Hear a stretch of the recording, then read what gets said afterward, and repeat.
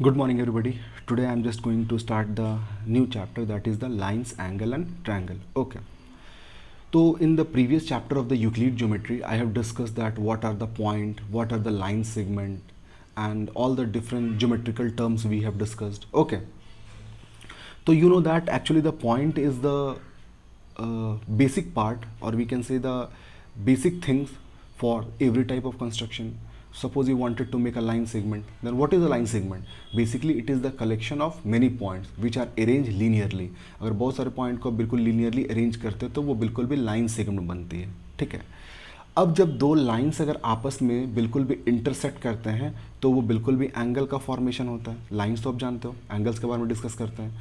तो कभी भी दो लाइन अगर आपस में इंटरसेक्ट करती है ना, एक दूसरे को क्रॉस करती है, तो वहाँ पे बिल्कुल भी एक एंगल का फॉर्मेशन होता है ना.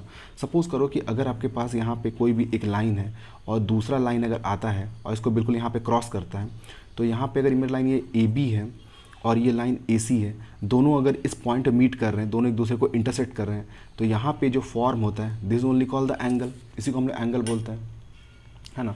लेकिन एंगल के बारे में कुछ और हम लोग बेसिक चीज़ें जानते हैं. ठीक है, एंगल होता क्या है और बनता कैसे है.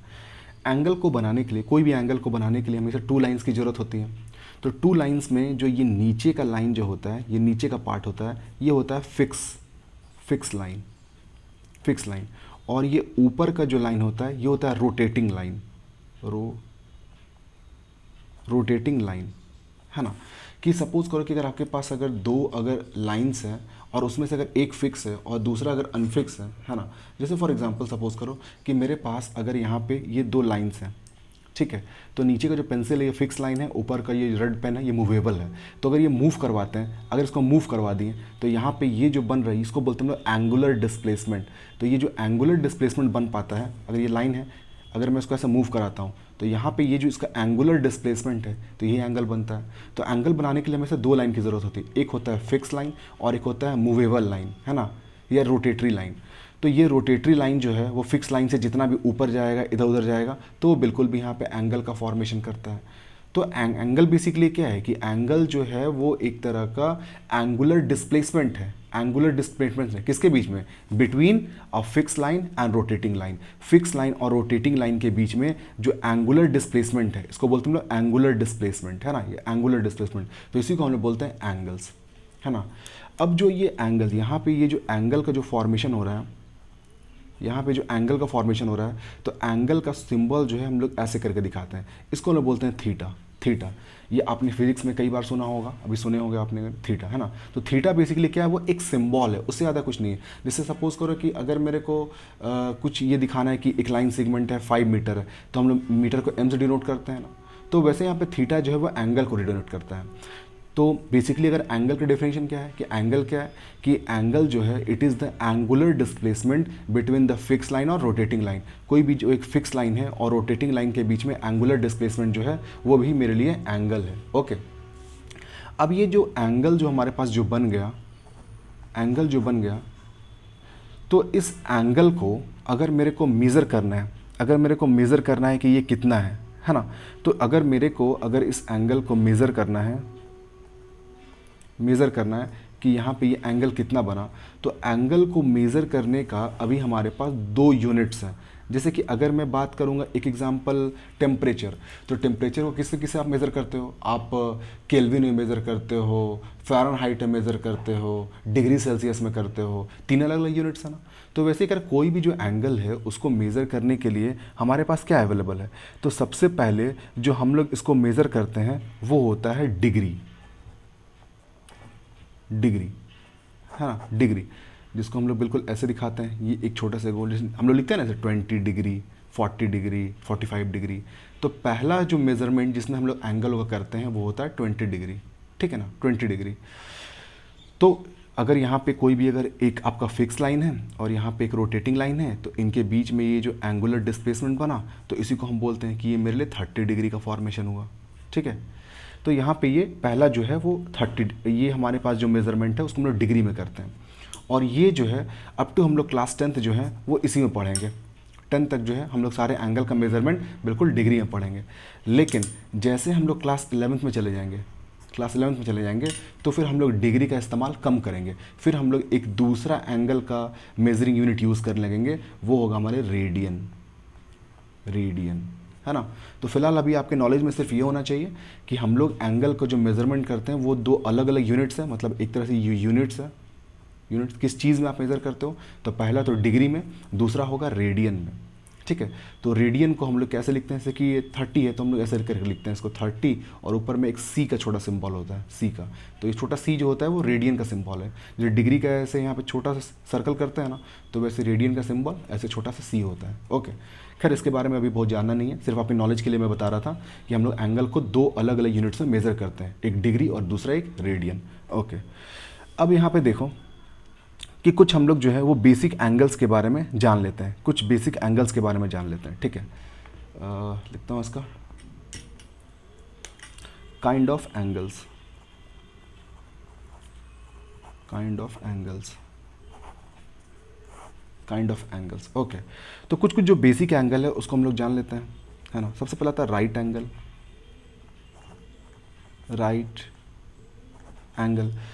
तो राइट एंगल का मतलब क्या होता है कि कोई भी जो लाइन आपके पास जो फिक्स लाइन है और जो रोटेटिंग लाइन है, तो ये फिक्स लाइन नीचे वाला हो गया और रोटेटिंग लाइन हो गया, इनके बीच अगर एंगल बिल्कुल भी अगर 90 डिग्री बनता है, 90 डिग्री, तो इसका मतलब इसको हम बोलते हैं बिल्कुल भी राइट एंगल। मतलब एक तरह से यहाँ पे अगर एंगल का वैल्यू देखा जाए तो एंगल का वैल्यू बिल्कुल भी कितना होगा, 90 डिग्री। तो राइट एंगल मतलब कि कहीं पे भी 90 डिग्री आपको दिखेगा तो समझ जाना है कि वो बिल्कुल भी राइट एंगल है। ओके, ये थोड़ा अभी चैप्टर का स्टार्टिंग है तो बहुत सारी चीज़ें रिवीजन हो जाएंगी। ठीक है, अब आता है acute angle, acute, acute angle.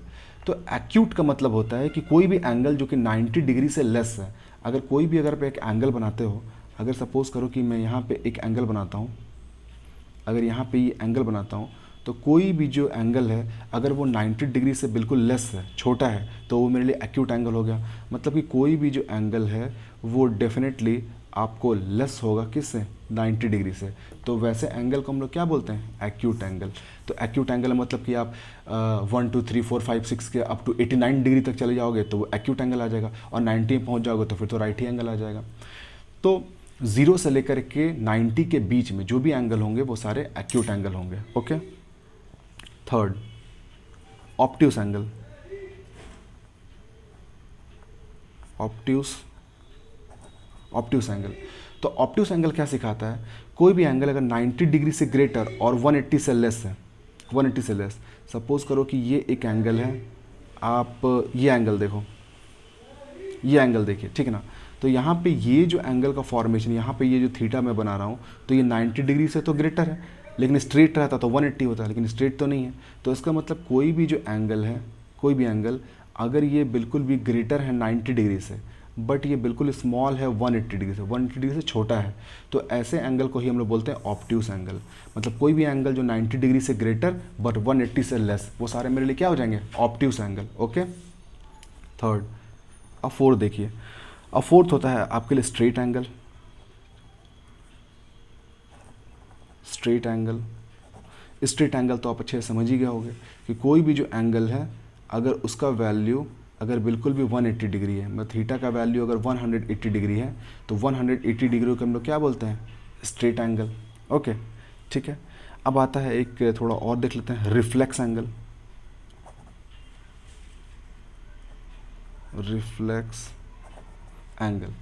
तो रिफ्लेक्स एंगल क्या है कि कोई भी अगर आपके पास एक्यूट एंगल है, तो ये जो अंदर से, ये एक तरह से इंटीरियर एंगल है। अगर आप बाहर से मेज़र करते हो, जैसे सपोज करो कि ये एक लाइन है और ये एक लाइन है, ठीक है।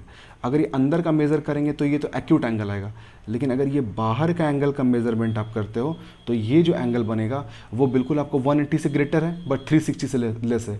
360 क्या होता है, कंप्लीट एंगल। तो कोई भी एंगल जो 180 से ग्रेटर बट 360 से लेस होगा वो सारे रिफ्लेक्स एंगल होंगे। मतलब यहाँ पे जो एंगल का वैल्यू का बात करेंगे तो ये वैल्यू बिल्कुल भी आपको 180 से ग्रेटर होगा बट 100% लेस होगा आपको 360 डिग्री से।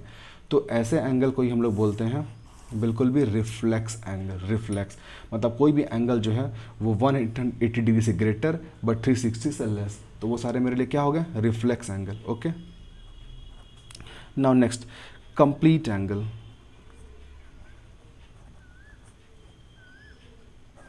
Complete angle. तो कंप्लीट एंगल का मतलब क्या होता है कि अगर ये आपका जो है वो रोटेटिंग लाइन है, सॉरी ये फिक्स लाइन है, और रोटेटिंग लाइन एक बार ऐसे रोटेट करके फिर यहीं इसी के ऊपर जस्ट आ गया है, तो वो पूरा एक राउंड मारा, तो ये जब पूरा एक राउंड मार लिया तो यहाँ पे ये एंगल कितना बना, कंप्लीट एंगल बना।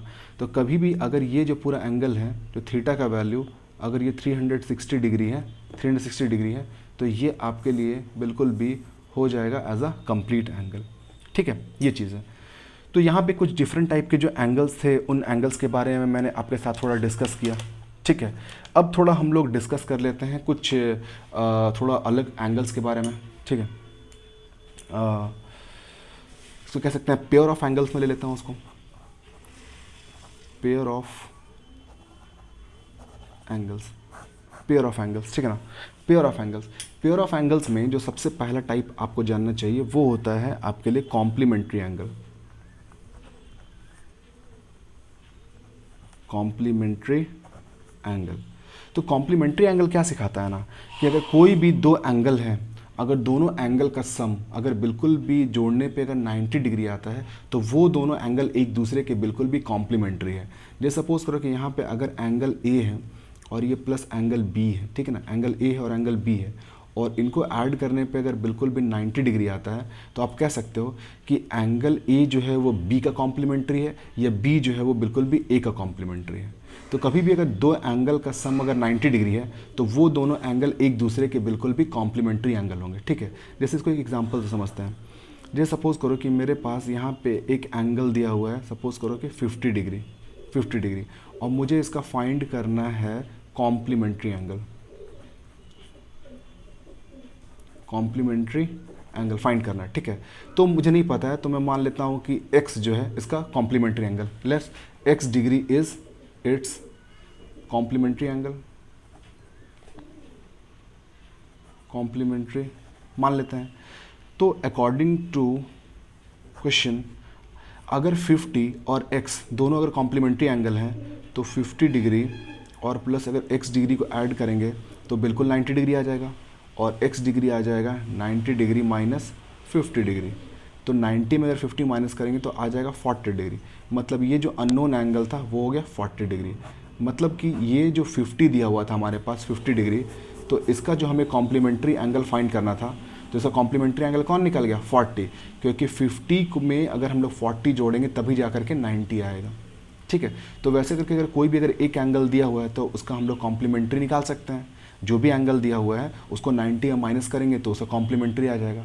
तो कॉम्प्लीमेंट्री एंगल कहने का मतलब होता है कि कोई भी दो एंगल हैं, अगर उन दोनों एंगल का सम अगर बिल्कुल भी अगर 90 डिग्री आता है, तो वो दोनों एंगल एक दूसरे के बिल्कुल भी कॉम्प्लीमेंट्री होंगे। ओके, अब आता है सेकंड, सप्लीमेंट्री एंगल।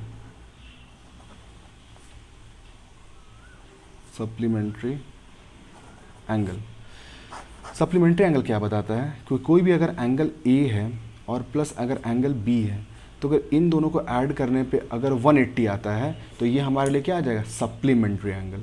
कॉम्प्लीमेंट्री में 90 था और सप्लीमेंट्री में 180, तो दो एंगल को ऐड करने पे अगर 80 डिग्री आता है, तो इसका मतलब दोनों एंगल एक दूसरे के बिल्कुल भी सप्लीमेंट्री हैं। ठीक है, बहुत सिंपल है। तो अगर मान लेते हैं कि लेट अगर एंगल ए जो है ये 110 डिग्री है ना, तो मैं बोलूँगा find its supplementary, supplementary find करना है। तो मान लेते हैं कि let x degree is its, मान लेते हैं x डिग्री सप्लीमेंट्री। तो अकॉर्डिंग टू क्वेश्चन मेरे को पता है कि अगर हम लोग 110 डिग्री में अगर ये x डिग्री को ऐड करेंगे तो ये बिल्कुल भी 180 आ जाएगा। तो x डिग्री इक्वल टू आ जाएगा 180 डिग्री माइनस 110 डिग्री। तो इसको सॉल्व करोगे तो आ जाएगा ये आपके लिए 70 डिग्री। तो ये x का वैल्यू कितना आ गया, 70 डिग्री। मतलब 110 का जो सप्लीमेंट्री है वो क्या है, 70, क्योंकि 110 में अगर 70 जोड़ेंगे तभी तो मेरे को 80 आएगा। तो इसका मतलब कोई भी दो एंगल का सम अगर 90 है तो वो दोनों एक दूसरे के कॉम्प्लीमेंट्री, और अगर दोनों का सम अगर बिल्कुल भी 180 है तो वो दोनों एक दूसरे के बिल्कुल भी सप्लीमेंट्री, है ना। फिर उसको याद कैसे रखते हैं वो देखते हैं। देखो कॉम्प्लीमेंट्री, कॉम्प्लीमेंट्री और यहाँ पे सप्लीमेंट्री, है ना। कॉम्प्लीमेंट्री और सप्लीमेंट्री, जरा देखो कि कॉम्प्लीमेंट्री किससे स्टार्ट हो रहा है, सी से स्टार्ट हो रहा है, सप्लीमेंट्री किससे स्टार्ट हो रहा है, एस से स्टार्ट हो रहा है। तो जब हम लोग ए बी सी डी जब पढ़ना स्टार्ट करते हैं, जब ए बी ऐसे करके पढ़ेंगे तो पहले सी आता है और बाद में आपको ऐसा आता है ना, जब लिखोगे ए बी सी डी करके जब पढ़ना स्टार्ट करोगे तो फिर पहले आपको पहले क्या आता है, पहले सी आता है और बाद में ऐसा आता है।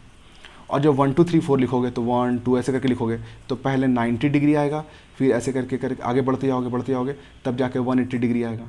तो पहले 90 डिग्री आएगा और फिर जाकर के 180 डिग्री आएगा। ए बी सी डी को पढ़ेंगे तो पहले सी आता है बाद में एस आता है। 1 2 3 4 को पढ़ते हैं तो पहले 90 आता है बाद में 180 आता है। तो इसका मतलब सी 90 के बराबर और सी किसके इक्वल है, आप देख ही रहे हो, कॉम्प्लीमेंट्री। मतलब दो एंगल का सम जो कि बिल्कुल भी 90 डिग्री होता है वो होता है कॉम्प्लीमेंट्री एंगल, और दो एंगल का सम जो बिल्कुल भी 180 होता है वो होता है बिल्कुल भी सप्लीमेंट्री एंगल। एस स्टैंड करता है सप्लीमेंट्री के लिए और सी स्टैंड करता है कॉम्प्लीमेंट्री एंगल के लिए। तो ये हमेशा बच्चों लोगों को कन्फ्यूज़न होता है कि कभी कभार उनको लगता है कि कॉम्प्लीमेंट्री में 180 है कि सप्लीमेंट्री में 180 है। तो आप बिल्कुल इस ट्रिक से उसको बहुत अच्छे से याद रख सकते हो और आराम से आप क्वेश्चन सॉल्व कर सकते हो। ठीक है, कुछ क्वेश्चन इससे रिलेटेड मैं डिस्कस करूँगा नेक्स्ट वीडियो में। Okay, thank you very much.